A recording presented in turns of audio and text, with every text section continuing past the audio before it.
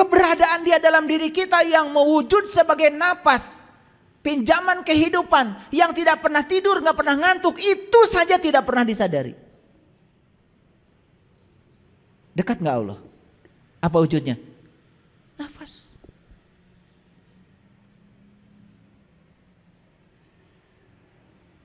Orang melakukan kebaikan bernapas, orang melakukan keburukan bernafas. Allah ngikutin saja karena beliau itu adalah Rob, fasilitator. Terserah kamu. Karena di balik semua pilihan ada risikonya. Saya kasih tahu ya.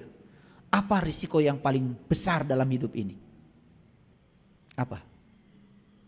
Apa? Silakan acungkan tangan.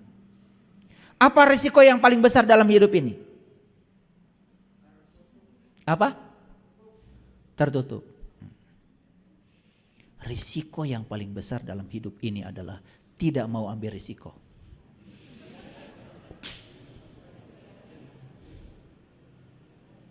Betul nggak? Kalian tuh kalau ditanya muter jawaban kemana-mana. Risiko yang paling besar dalam hidup ini adalah tidak mau ambil risiko. Itu risiko yang paling besar. Dan semua orang yang tidak ambil risiko pasti nggak berbuat apa-apa, bukan? Mau dagang takut rugi, betul? Mau belajar takut pinter, betul nggak? Iya.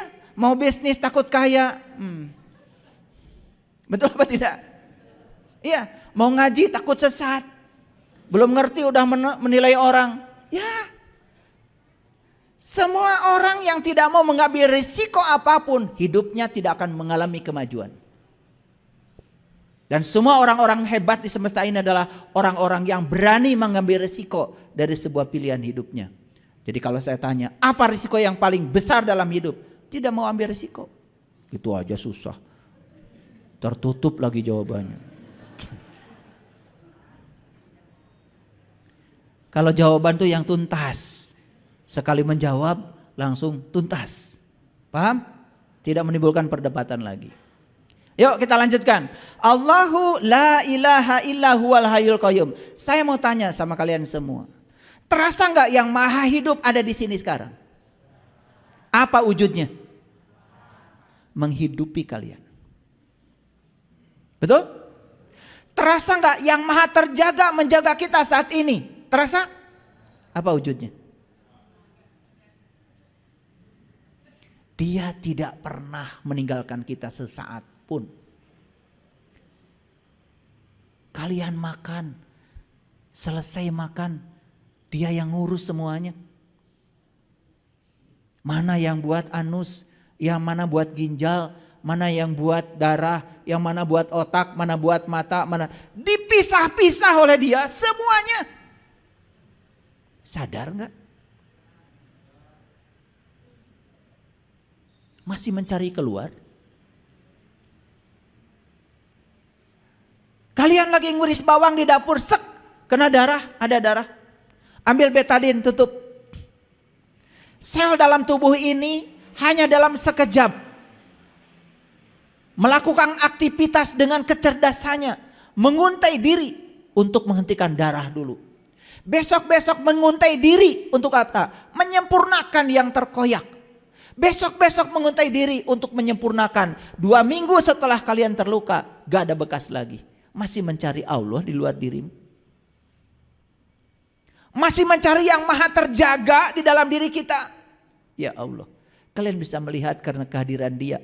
Kalian bisa mendengar karena kehadiran dia. Kalian bisa mengunyah semua makanan dan merasakan semua makanan karena kehadirannya.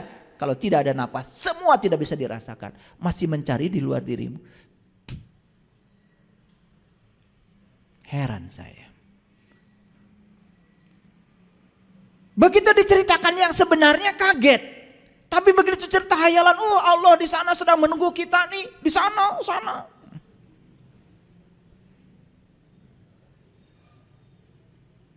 Karena sudah terparadigma, otak kita sudah terbentuk seperti itu. Kan Allah bilang, la ta'khudhuhu sinnatun wala naum. Boro-boro tidur Allah, ngantuk saja nggak pernah. Dan kalau Allah ngantuk, berarti Allah akan lepas sesaat. Tidak pernah. Boro-boro tidur, ngantuk saja tidak. Lahu ma fis samawati wa ma fil ard. Aku meliputi langit dan bumi dan semua yang di antara keduanya. Dia mengatakan aku meliputi. Berarti kita diliputi oleh dia. Masihkah kita menyaksikan dia? Bukankah kita sedang bersama dengan dia di tubuhnya dia?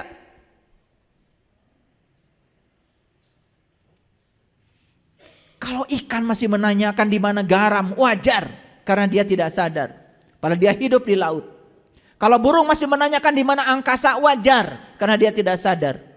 Tapi kalau manusia masih menanyakan di mana Tuhan, tidak wajar.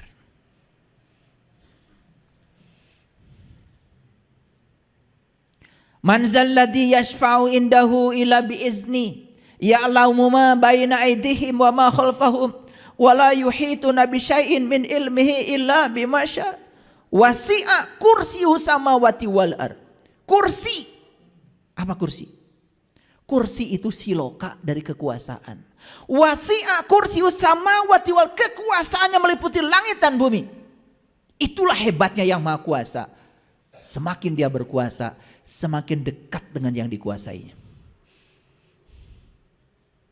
Terasa gak kuasanya Allah pada diri kita? Kalian sekarang bisa menggerakkan tangan, kuasa siapa? Kalian bisa membuka kacamata, kuasa siapa? Kalian bisa memasakkan kancing, masuk ke lubang kancing, kuasa siapa? Itu bukti bahwa kursinya, kuasanya meliputi langit dan bumi. Itulah bedanya kuasa Allah dengan kuasa manusia. Manusia jadi RT masih gampang ditemui. Mulai jadi lurah susah. Jadi camat tambah susah. Jadi bupati tambah susah. Jadi gubernur tambah susah. Makin banyak ringnya. Hesek pangijeng seeta. Makin tinggi jabatan manusia, makin jauh dari yang dikuasainya. Beda dengan Allah, makin maha kuasa, justru kemahakuasaan Allah, Allah semakin dekat dengan yang dikuasainya.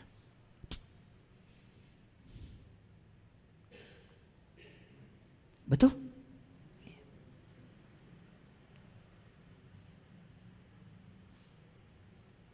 Saya punya murid wali kota. Mau ketemu dia, susah. Harus lewat ajudan. Lucunya ajudannya lebih wali kota daripada wali kota.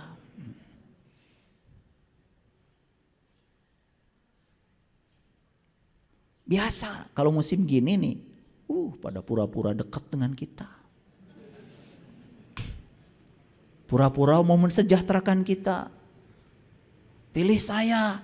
Kalau saya kepilih nanti insya Allah kehidupan kita kan lebih sejahtera. Bullshit.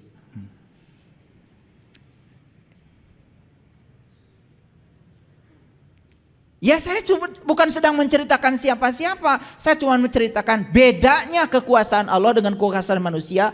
Allah tuh makin berkuasa malah makin dekat dengan yang dikuasainya. Manusia makin berkuasa makin jauh dari yang dikuasainya. Kenapa? Itulah keterbatasan manusia. Kekuasaan manusia itu 5 tahun. Paling juga 10 tahun. Kekuasaan Allah tanpa batas. Tapi lucunya, lebih banyak manusia yang suka pada yang punya kuasa singkat. Dipuji-pujinya, didekati-dekatinya. Betul? Subhanallah. Kenapa kita tidak mencari yang abadi? Kenapa? Gantungkan diri kita kepadanya. Jangan gantungkan pada siapapun, apalagi yang punya kekuasaan sesaat. Damai. Kita tidak terjebak dukung-mendukung. Mau memilih saja, namanya pesta demokrasi. Tapi tidak konyol dukung-mendukung. Apalagi harus berantem karena dukung-mendukung. Yuk kita jaga NKRI ini. Kita jaga persaudaraan kita. Rayakan pesta demokrasi dengan penuh sukacita. Memilih yang berbeda gak apa-apa.